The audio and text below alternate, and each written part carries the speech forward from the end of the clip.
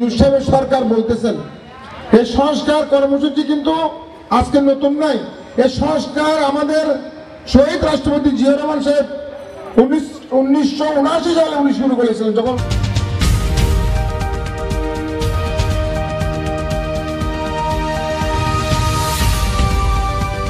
Channel Balkhali সমগ্র বলখালি জুড়ে। তারেক রহমান যে 31 দফা দিয়েছেন তাতে সর্বস্তরের মানুষের ভাগ্য উন্নয়নের কথা রয়েছে বললেন মহানগর বিএনপির আহ্বায়ক এরশাদ উল্লাহ। আমাদেরও বাংলাদেশের অর্থনীতির খুঁটি এগুলি সব ধ্বংস করে দিয়েছে। সে কারণে কিন্তু এগুলি নতুন করে খুঁটি লাগাতে হবে, শক্ত খুঁটি লাগাতে হবে যেন আমাদের অর্থনৈতিক মজবুত হয়। এবং আজকে আমি মনে করি না আমাদের জন্য না, আমাদের ছেলে মেয়েদের জন্য, আপনার নাতিপুতির জন্য আমাদের একটা শক্তিশালী বাংলাদেশ আমাদের উপহার দেওয়া উচিত।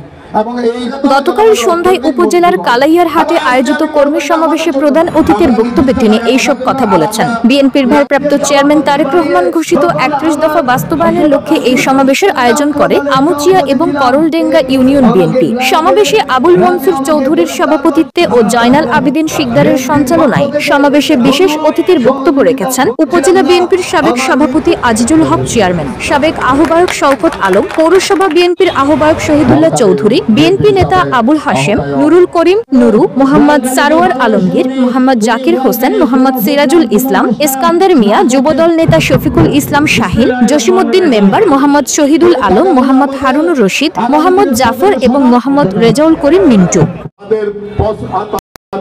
প্রশ্ন রাখতে চাই, ছেলের বিয়ে কি আগে হয় নাকি পিতার বিয়ে আগে হয়?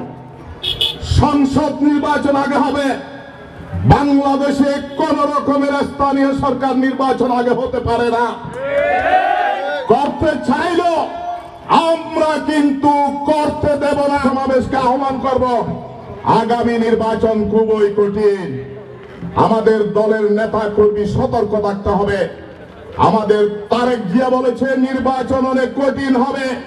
এই কঠিন নির্বাচন যদি আমরা করতে যাই, মানুষের শহীদ আমাদের আন্তরিকতা বাড়াতে হবে, স্মরণ করতে হয়।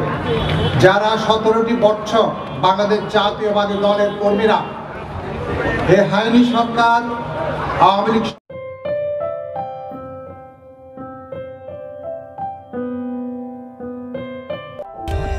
For more updates, subscribe to our channel, click the show links and enjoy watching the video.